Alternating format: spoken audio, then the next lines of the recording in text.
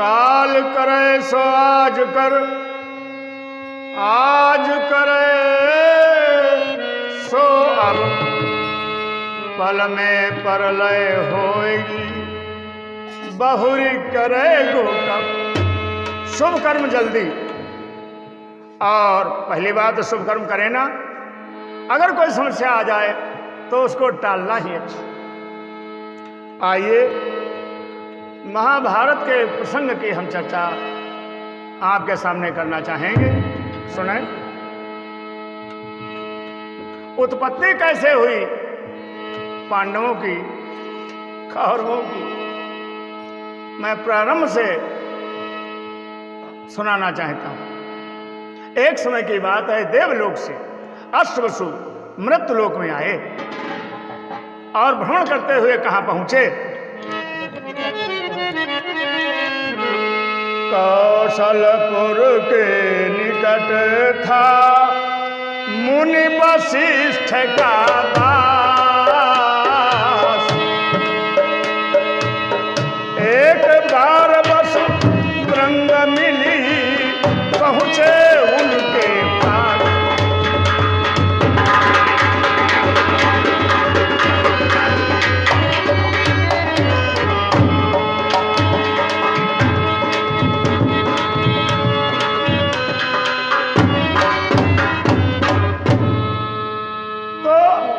अष्टवसु अयोध्या के पास जहां वशिष्ठ जी रहते थे वहां पहुंचे। तो वशिष्ठ जी ने, ये देवता हैं, अष्टवसुओं का बड़ा आदर किया, सम्मान किया, रहे रुके। ये 8 भाई थे। चले, रास्ते में इन 8 भाइयों की कुछ चर्चा होने लगी कि वशिष्ठ जी के यहाँ इन्होंने देखा तो क्या देखा, कुछ नहीं है समझ पाए, केवल कामधेनु गाय इन्होंने देखी। वह की चर्चा, बड़ी अच्छी, बड़ी सुंदर, बड़ी सुगर, मनवांछित फल देने वाली। तुम उसी से कहा था वशिष्ठ जी ने कि बेटा इनका सबका आदर सत्कार, भोजन भजन रहन सहन सब बनाओ। कामधेनु ने सिद्धियों को रिद्धियों को आर्डर किया, सब साधक। तो उनमें से किसी के मन में लालच आया, उन्होंने कहा चलो ना हो खोल ली। तो वो 8 लौटे आए, एक ने उसको खोल लिया और लेकर के चल दिए। यहां वशिष्ठ ने देखा गाय गायब, और वो भी इंद्र के द्वारा इनको दी गई थी।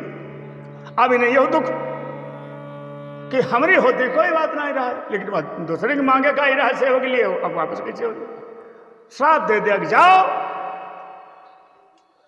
जिसने भी उसको ऐसा किया हो उसको बार बार जन्म लेना पड़े और बार बार मरना पड़े। यह श्राप सुनकर के अष्टवसु आए, वशिष्ठ को बहुत नमन प्रणाम किया। उन्होंने करना कर्म प्रधान, जो कह दिया वो कह दिया।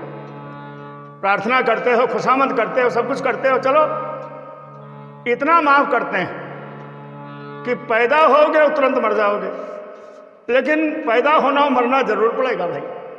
अब कोई भी पैदा होना मरना नहीं चाहता, क्योंकि इसमें कष्ट है।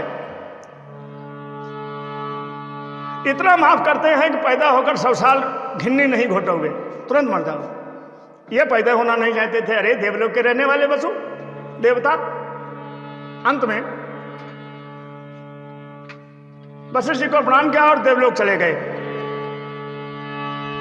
और ब्रह्मा के दरबार में पहुंचकर अपनी दर्द सुनाया। सारे देवता एकत्र हुए, लेकिन वशिष्ठ की श्राप को कोई भी खंडित नहीं कर सकता, किसी में ऐसी शक्ति नहीं। अंत में देवताओं की राय हुई। भनु देवता ने कहा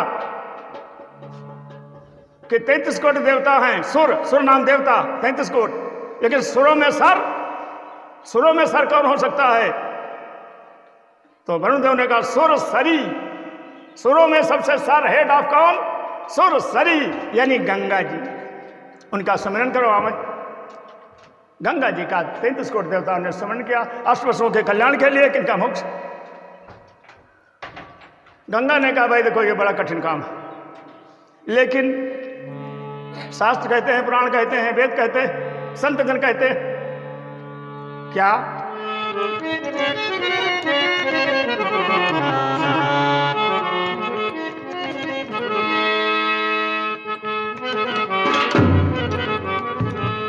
परहित सरिस धर्म नहीं भाई।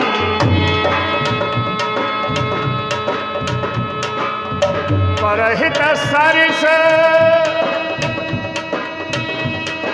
धर्म नहीं भाई, पर पीड़ा सम नहीं अधमाई।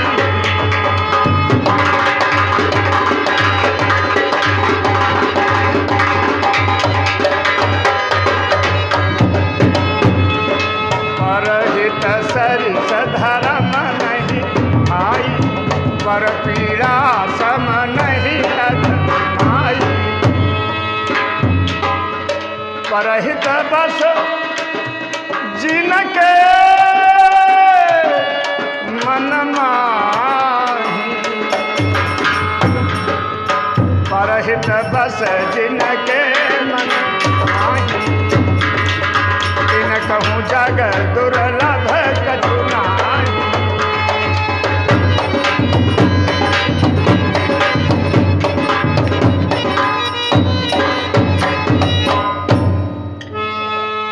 मां गंगा ने विचार किया कि अवश्य वर्षों का कल्याण होना है। चलो, मैं देवलोक में देवताओं के सत्संग में रहने वाली पवित्र, और मृत्युलोक में नाना प्रकार के पापी मुझ में स्नान करेंगे, उनका पाप मेरे सर आएगा। लेकिन इन बसों के कल्याण के लिए चलो चलते हैं, कोई बात नहीं। और मां गंगा स्वर्गलोक से मृत्युलोक आ गई और बसुओं के कल्याण करने के लिए एक रूप धारण करती। तो कौन सा रूप धारण करती हैं? माता का रूप खोड़ सी 16 साल की कामिनी, आभूषणों से सुसज्जित साक्षात मां रति का स्वरूप है। क्या हुआ? इधर सुखदेव जी राजा परीक्षित से कहते हैं, हे राजन, चक्रवर्ती सम्राट महाराज शांतनु, जिनके महलों में आनंद ही आनंद था, आज दैवात उनकी महारानी की मृत्यु हो गई। महाराज शांतनु की जो चक्रवर्ती सम्राट, शरीर पत्नी के वियोग में जर्जर हो गया। वो सारे सुख वैभव जो थे दुख का कारण बन गए। आज रथ पर सवार होकर सुंदर वनों की तरफ भ्रमण करने के लिए निकले। वियोगी शरीर को, वियोगी दिल को शांति देने के लिए। संध्या का समय, कल कल निनाद हो रहा है जल में, और कुहू कुहू की आवाज पक्षियों में हो रही। घर वापस आने वाले थे महाराज शांतनु, उससे पहले एक नजर पड़ी। क्या?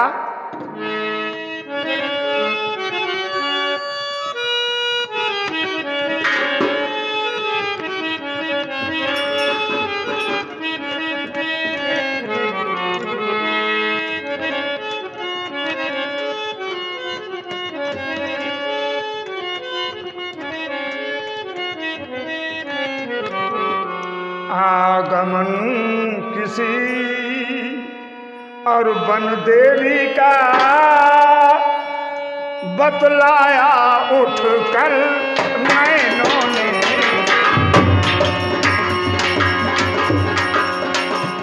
दे डाला प्रेम निमंत्रण भी अनजाने अलसित नैनों ने।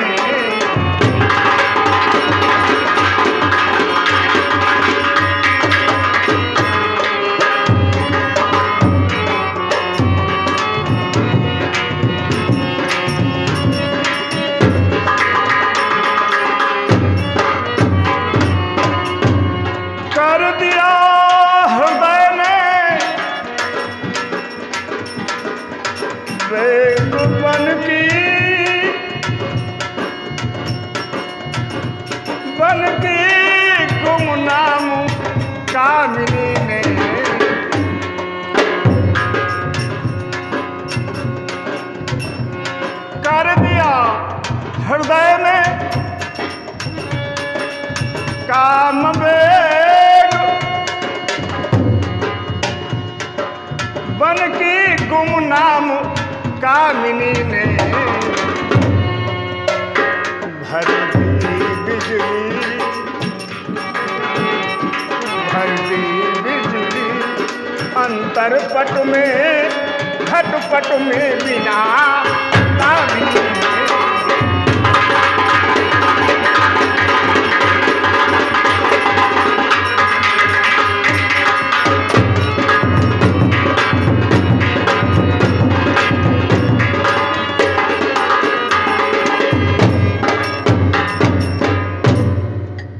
कहते हैं राजा शांतनु वापस लौटना चाहते थे, समय हो गया था, संध्या काल था। अचानक निगाह पड़ी उस कामनी की तरफ जो पत्थर को मोम बनाने की ताकत रखती थी। अचानक नजर पड़ी, एकदम तन मन धन भारी हो गया। आप संभल नहीं रहे। कहते हैं जोवन जोर कही नहीं बलकावा। ऐसी सुंदरता देखकर महाराज शांतनु अपने मन मस्तिष्क का संतुलन खो बैठे और रथवान से कहा, आगे बढ़ाओ। कहां? अरे वो एक सुंदरी मैं देख रहा हूं, साक्षात लक्ष्मी है, साक्षात रति है। नजदीक पहुंचकर रथ से उतरे, बिना जाने बिना पहचाने। क्या है साहब, सुंदरता एक ऐसी चीज है जो पत्थर को मोम बना देती है। बिना जाने पहचाने शांतनु ने कहा, देवी तो बिना विचारे ही बढ़े नरपति उसकी ओर, कर कटाक्ष कहने लगे भैया अमृत बाण।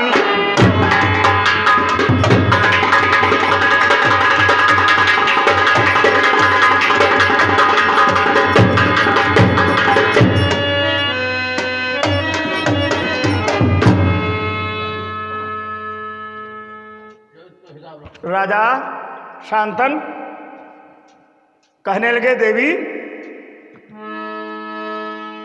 आप तुम्हारे बिना, एक तो वैसे ही मैं पहले से दुखी था, तुमने ऐसी चोट दी है अपने रूप की, अपने स्वरूप की, अब तुम्हारे बिना जीना असंभव।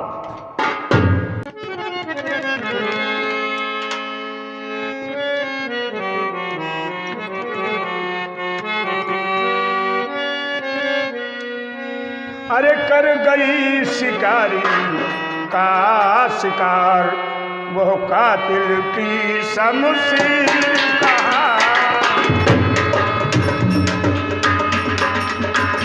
राजा जिसकी बन गई प्रजा,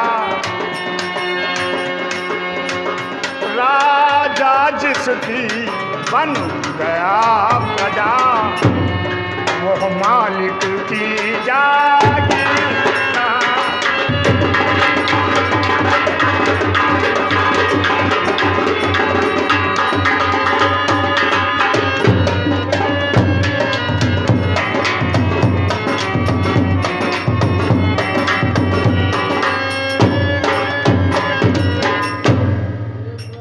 इन्होंने कहा, ऐ सुंदरी, न तुम बोली हो, न तुमने मेरी तरफ देखा है, न मेरा तुमसे परिचय है, लेकिन मेरी आंखों ने तुम्हारे रूप सौंदर्य को देखकर मुझे पागल बना दिया।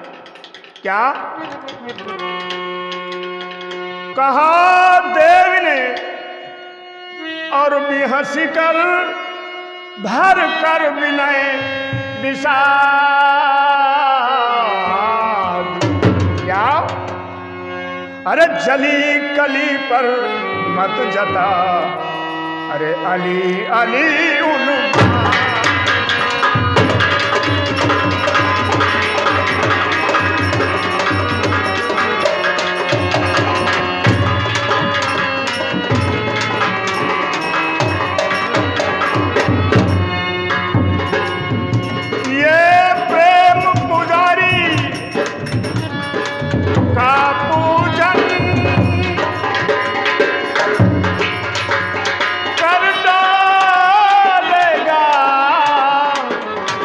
बदनाम।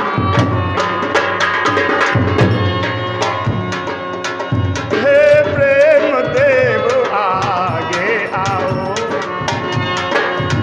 हे प्रेम देव आगे आओ, है अंतिम बार प्रणाम तुम्हें।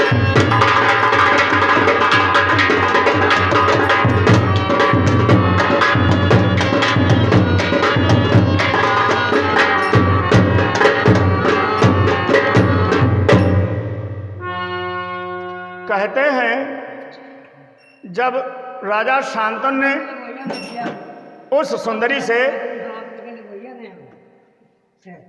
अनुनय विनय करने लगे तो उस सुंदरी ने कहा, देखो गंगा जी नहीं अपने को बता रही, एक सुंदरी बनी है, सुंदरी का रूप है, सुंदरी का रोल है। उन्होंने कहा, राजन मैंने तो तुमसे कुछ कहा नहीं, मेरा तुमसे कोई परिचय नहीं, और तुम कह रहे हो मैं दीवाना हो गया हूं, मैं तुम्हारा हो गया हूं, ये हो गया हूं। सब है क्या?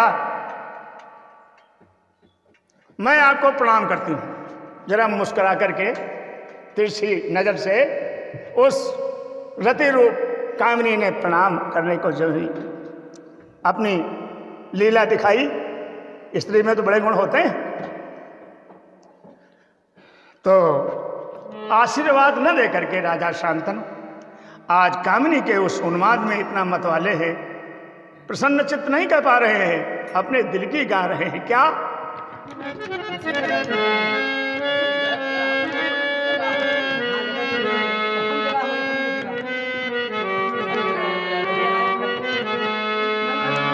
रति हो या रंभा हो देवी, रति हो या रंभा हो देवी, नारी बन कर अब नारी हो।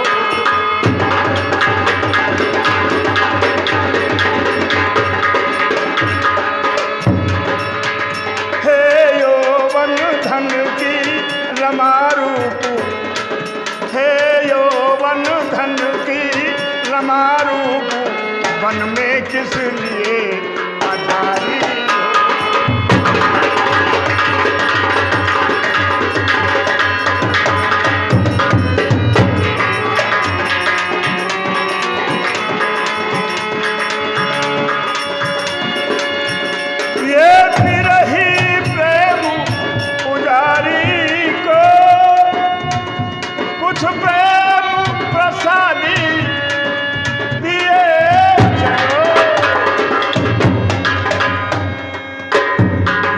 चलो हमारे साथ में तुम, या चलो हमारे साथ में तुम, या मुझे साथ में ले चलो।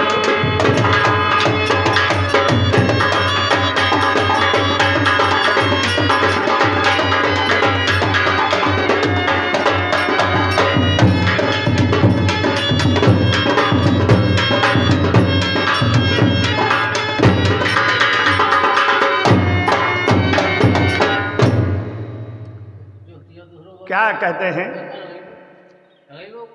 राजा शांतनु से वो रानी, वो कामिनी क्या कहती है, ऐसा करो, इतने क्यों उन्होंने विनय कर रहे हैं आप? मैं तो आपको जानती नहीं, मेरा आपसे परिचय नहीं। तो शांतनु ने कहा, देवी मुझे आप स्वर्ग की रंभा लग रही हैं, सुंदरी लग रही हैं, साक्षात लक्ष्मी रूप लग रही हैं। मैं चाहता हूं अब या तो मैं तुम्हारे साथ चल दूं या तुम मेरे साथ चलो। इसलिए मैं खड़ा हो गया, इसलिए मैं तुम्हारी तरफ देखने लगा। तो गंगा जी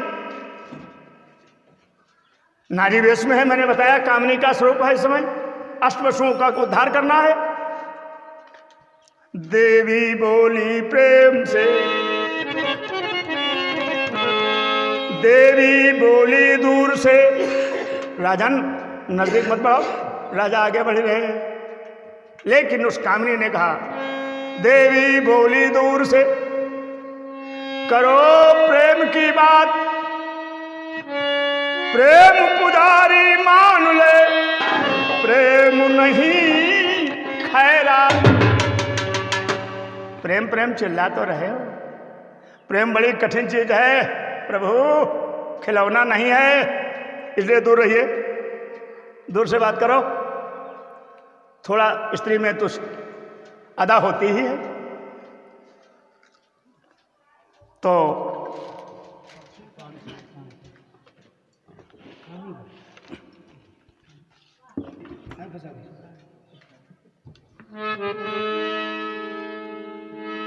सुंदरी ने कहा, राजन, प्रेम के जाल में महिलाओं को सदा लूटा गया, इसलिए मैं ऐसे प्रेम के नाम पर लुटने वाली नहीं। ऐ राजन,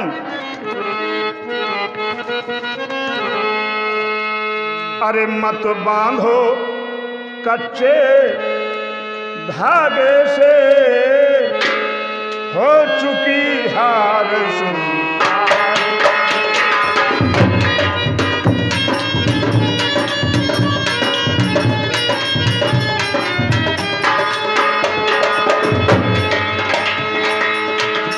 मत बांधो कच्चे धागे से, हो चुकी हार स्वीकार मुझे। प्रेमिका ढूंढना और कहीं मत करो व्यर्थता।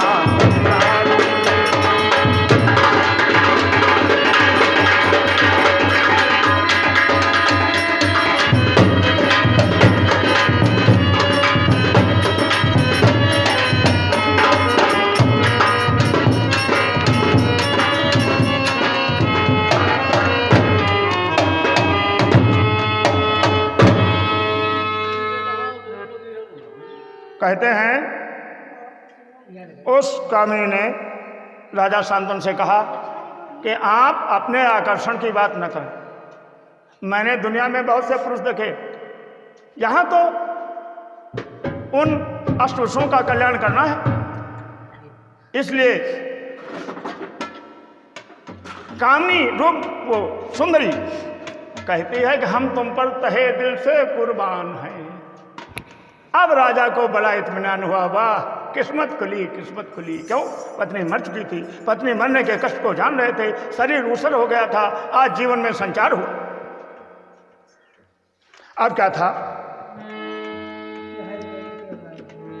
उस सुंदरी ने राजा की आंखें खोलने का प्रयास किया। इतना तो कहा कि मैं तुमसे ज्यादा तुम पर कुर्बान हूं, लेकिन मुझे विश्वास नहीं करता। क्यों?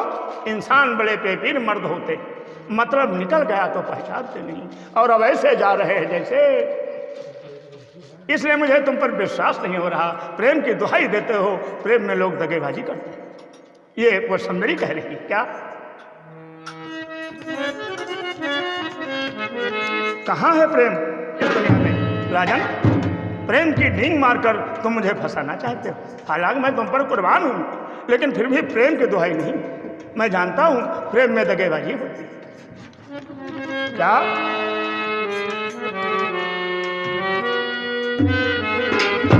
है राजन, कहाँ है प्रेम? कहाँ है प्रेम की बाजार?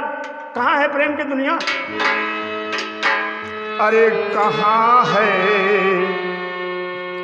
यहाँ प्रेम का धाम?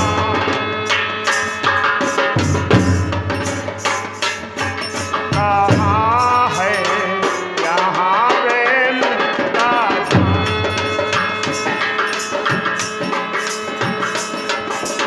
कहाँ है यहाँ प्रेम का धाम? सुना जाता है केवल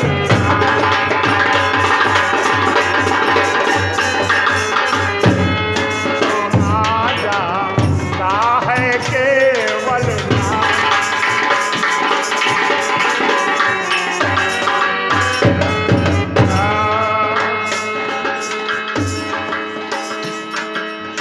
जिसे लगन है लग जाने पर, जिसे लगन है पर नहीं समझता गए, बन जाता है दिन ढलने पर, बन जाता है दिन ढलने पर, क्या वही और का और, वही और का और,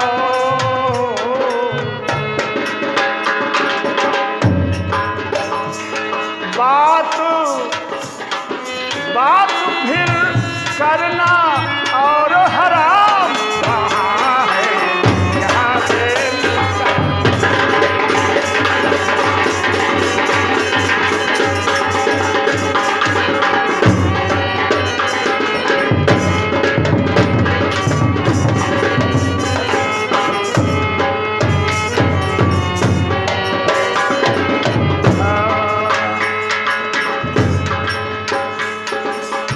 आम देखो सब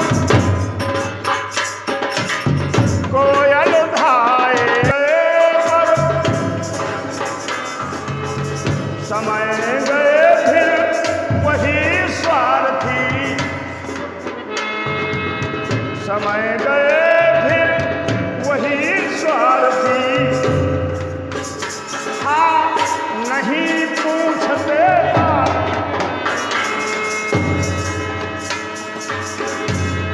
लगा है यहाँ पर इस दुनिया में, लगा है भगत काम से काम कहाँ है यहाँ प्रेम।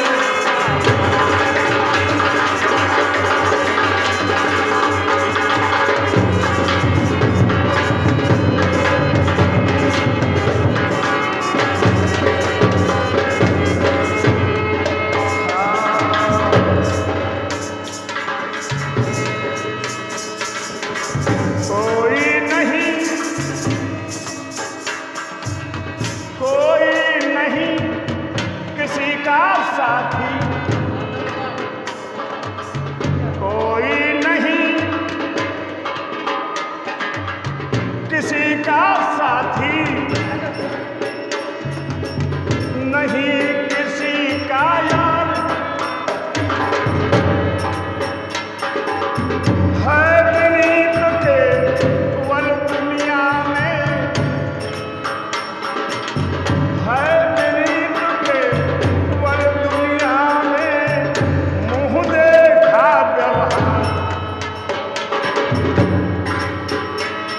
जपो हाँ जपो जपो, हाँ जपो इसलिए जपो यहाँ राधे श्याम कहाँ है जग में।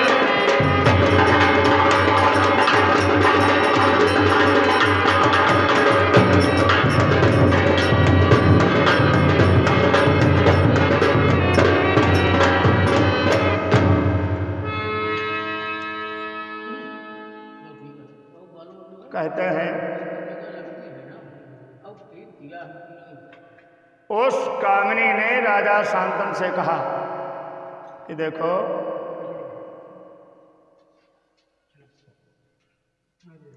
आप प्रेम की दुहाई देते हैं, मैं प्रेम पर मत करो विश्वास नहीं रखती, चूंकि प्रेम में दगेबाजी देखी गई है, लेकिन तुम चक्रवर्ती सम्राट, तुम्हारी आंखों में मैंने आंसू देखे, आपकी सुंदरता देखी, मैं तुम्हारे प्रेम का दावा सही नहीं मानती, मैं आपके साथ में चलूंगा और आपको लेकर अपने साथ तो जाने की मेरी औकात ही नहीं, क्योंकि मैं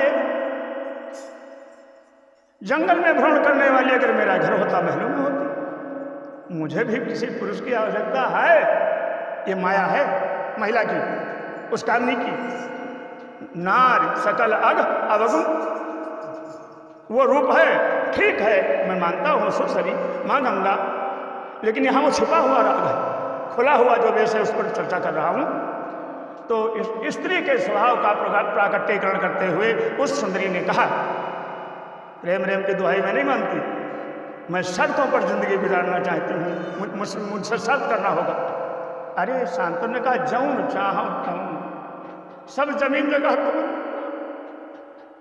उसने कहा नहीं, धन वैभव मुझे नहीं चाहिए, मेरी एक शर्त, बाहर के काम में मैं कभी दखल नहीं दूंगी, लेकिन घर के अंदर के काम में तुम दखल नहीं दोगे। शांतनु ने कहा स्वीकार। उसने कहा नहीं, ऐसे नहीं, वचन दीजिए, मैं तुमसे वचन लूंगी, जिस दिन तुम घर के अंदर के किसी भी काम में दखल दोगे, मेरी मन मर्जी में, मैं तुम्हारे घर को छोड़कर चल जाऊंगी। शांतनु महिमा को समझते नहीं थे, मंजूर कर लिया और उस सुंदरी को लेकर आ गए महलों में। सुंदर नियम के पूर्वक विधि विधान से विवाह। कहते हैं अब क्या था, राजा के दिन में पलक सवाए, बहारे ही बहारे बिगड़ी किस्मत संवर गई।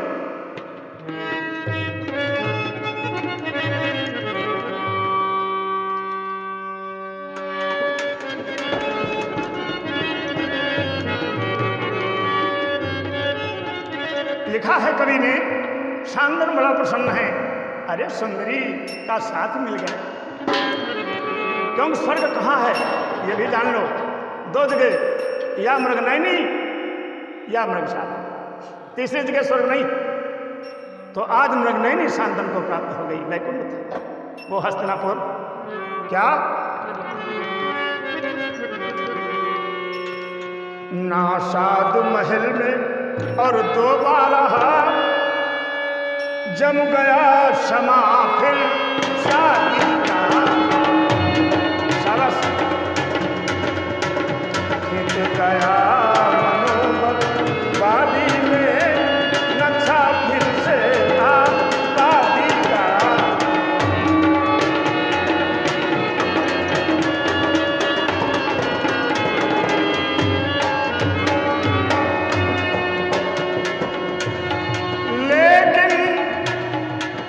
प्रभात होते होते संध्या में समा दिखाया है, बालक होते ही नारी ने, आई जी, बालक होते ही नारी ने गंगा में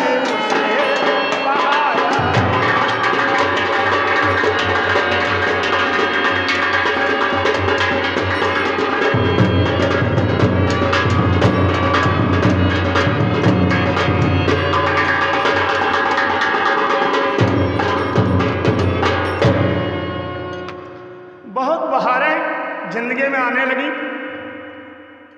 और पहला पुत्र का जन्म उस सुंदरी ने उस पुत्र को लेकर और गंगा में बहा दिया। शांतनु को बड़ी दर्द हुई कि यह कैसी महिला, एक पुत्र की खातिर औरत दर दर भटकती है और इसने गंगा में बहा दिया। लेकिन हमारी शर्त है, हमारी शर्त है कि हम इसके काम में दखल नहीं देंगे। सुखदेव जी राजा परीक्षित से कहते हैं, हे राजन, इस प्रकार 7 संतानों को उस कामिनी ने गंगा में बहा दिया। इधर जवानी भी खचकी, बुढ़ापा सामने आया।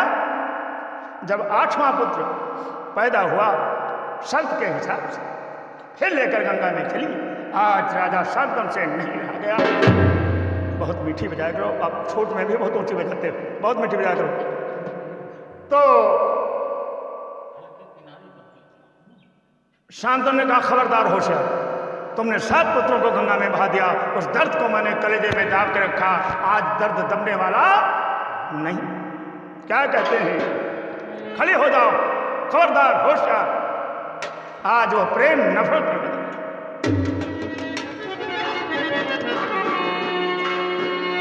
बेरहम से देख जरा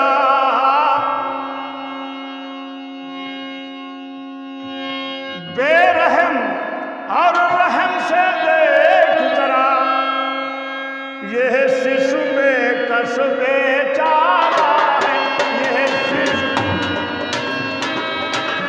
क्या बताते हैं सब लोग?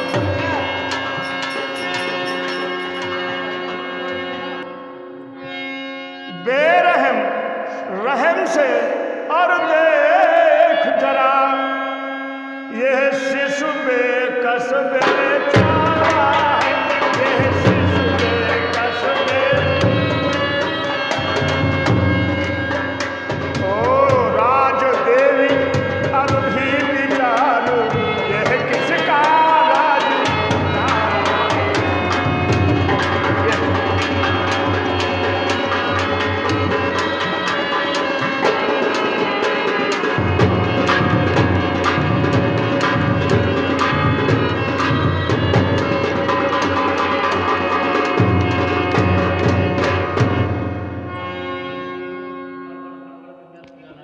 राजा शांतनु ने कहा बस अब आज आखिरी है हमारी आपकी। मासूम बच्चे को तुम साफ को गंगा में बहा चुकी हो, ये 8वां है, मेरा भी बुढ़ापा है, आगे संतान हुई हुई न हुई, दुनिया में सबको संतान के लिए किया जाता है, इसलिए होश में आओ। वो विषय भोग के चक्कर में रुक गई योग की गाड़ी है,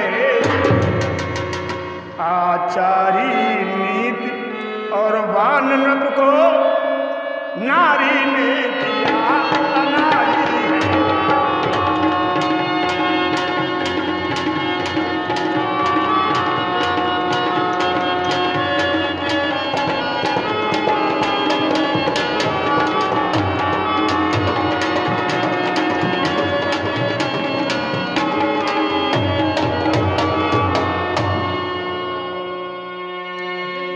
यदि विषय विवश होकर यह दिल अन्याय कलंक न सिर लाता, तो एक खून के बदले में यह खून कभी का हो जाता।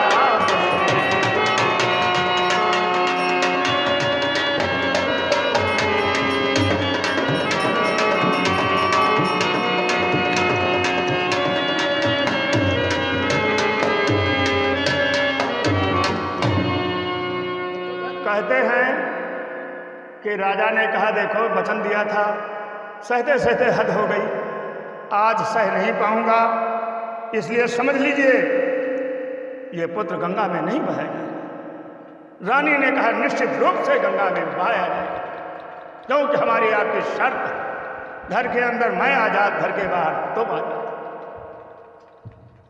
क्या कहा उस सुंदरी ने? मन हरणी ने हर लिया मनोहर भूप, हत्यारी के हाथ में पाया हत्यारी। रानी ने जब कहा शर्त को याद करो, राजा की जुबान बंद हो गई और शांतनु ने कहा इस नारी ने हमको जाल में फांस दिया, अब इसके जाल से कैसे निकला जाए, चलो करते हैं उपाय। शांतनु ने कहा देवी माँ बाप सदा संतानों को आंखों के तले बिठाते हैं, हम नीच निर्दयी पैदा कर, हम नीच निर्दयी पैदा कर, गंगा में उन्हें बहाते हैं।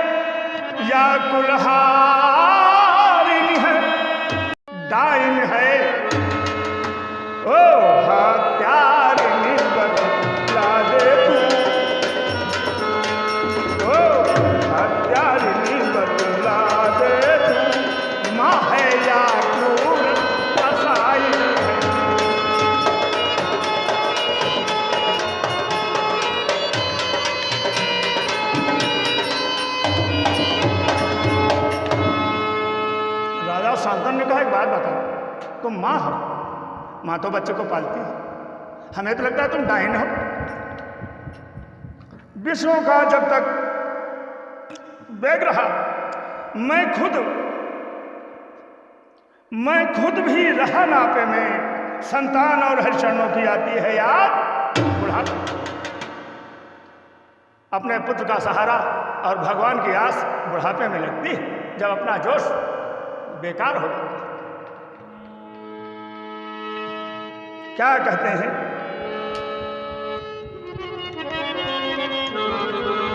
इसलिए शर्त थी, मुझे याद आया कि जब तुम्हारे काम में रोकूंगा तुम चली जाओगी, जाओ, लड़के को नहीं दूंगा, आज गंगा में बच्चा नहीं बहाया जाएगा। क्या कहते हैं, शांति, महिमा नहीं जानते, माया है एक नारी की, अब न कभी कर सकेगी यो अनचाही चाह, और जाना है तो जा चली, खुली पड़ी है राह। ऐसा कहकर राजा जिसमें उस महिला की तरफ बढ़ना चाहे, क्या हो,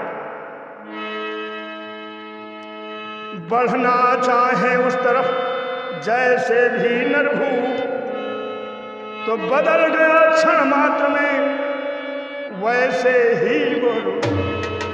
राजा क्रोध में बढ़ना चाहे उस पुत्र की तरफ, महिला की तरफ, जैसे ही कदम बढ़े थे उससे पहले वो रूप बदल। गंगा की हार लहरें उठने लगी, न वहां पर महिला थी, न वहां पर सुंदरी थी। क्या देखा,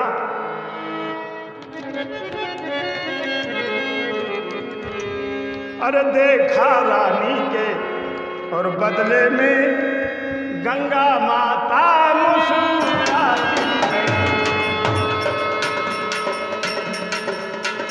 शिशु को सप्रेम आगे रख कर राजा की ओर बढ़ाती।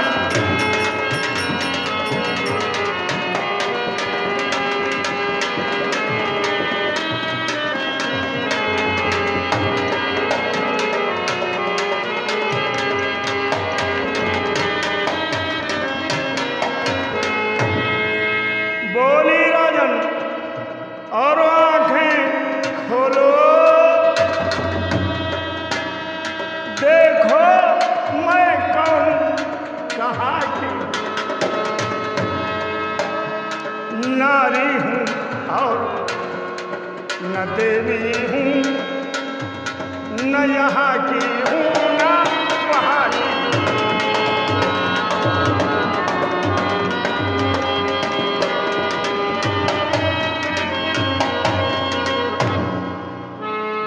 उस महिला ने अपना रूपांतरण किया। क्या देखा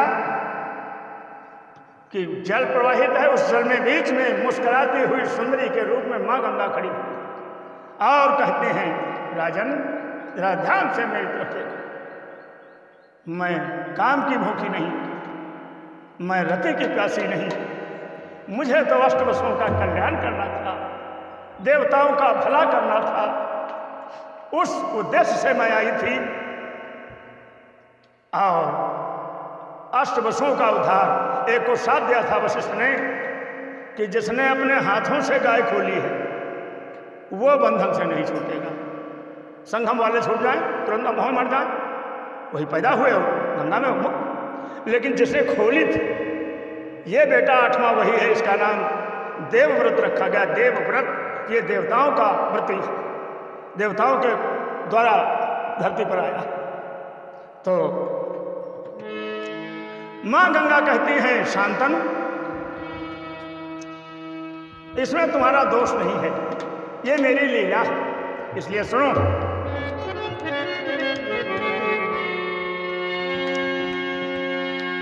84 लाख और योनि वाले मेरे साए में रहते हैं, पैदा हूँ विष्णु, पैदा हूँ द्वारा और मुझे जाह्नवी कहते हैं।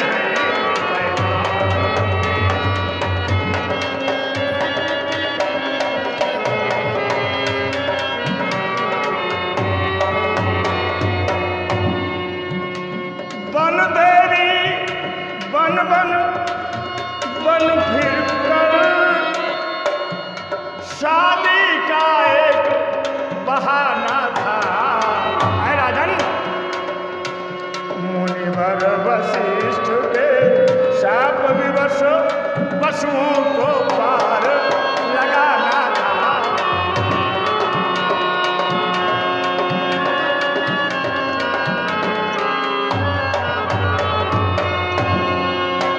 कहते हैं मेरे सुधी श्रोताओं,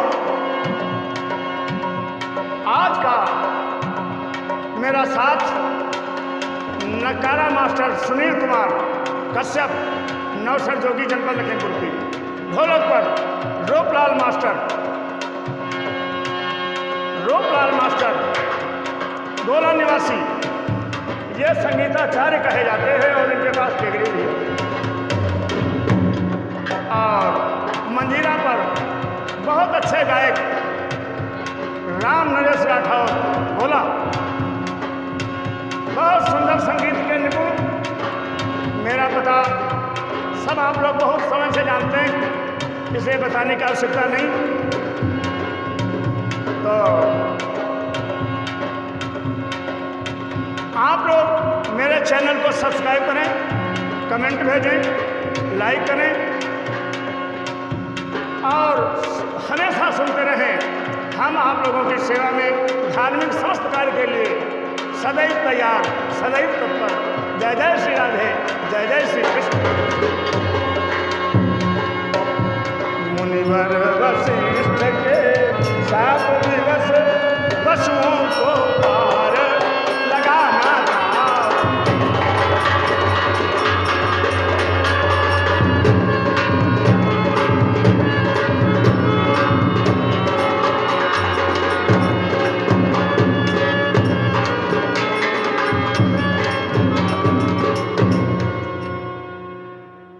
आज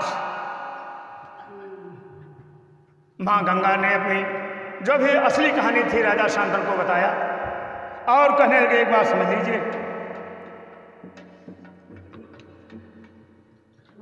आपने 7 पुत्रों को नहीं रोका, 8वें पुत्र को क्यों रोका? इसमें आपकी कोई वीरता नहीं है, ये विधि का विधान है, तुमको ये करना था, ये श्रापित था। 8वां तो मुक्त हो ही नहीं सकता, उसने हाथ से गौ को ली है, इसलिए कर्म का भोग भोगना होगा। इसलिए राजन, मैं बेटा अपना छोड़कर जा रही हूं, याद रखना ये बेटा साधारण नहीं। क्या?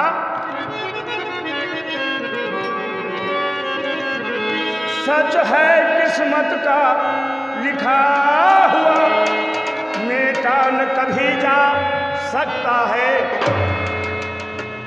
इसलिए संभालो इसे भूल, इसलिए संभालो इसे भूल, आज्ञा दो गंगा जाती है।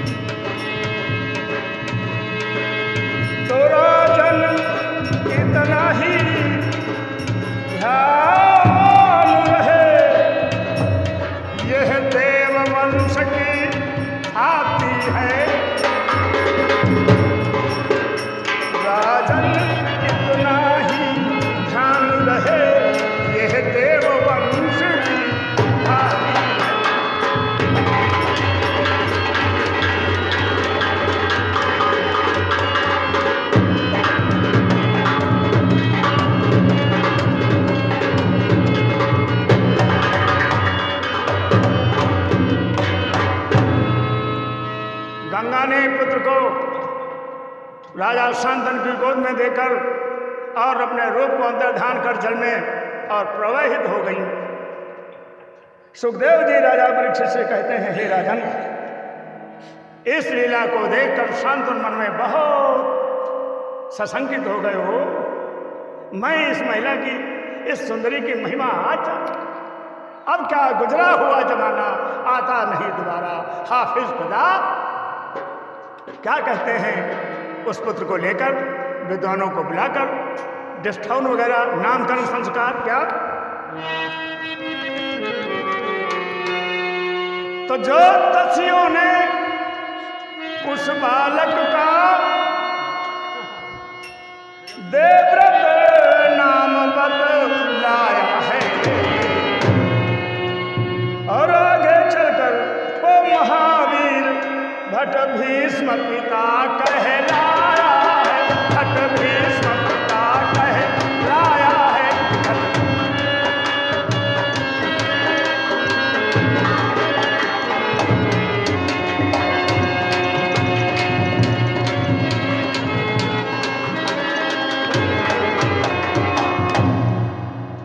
जन्म में इनका नाम देवव्रत था।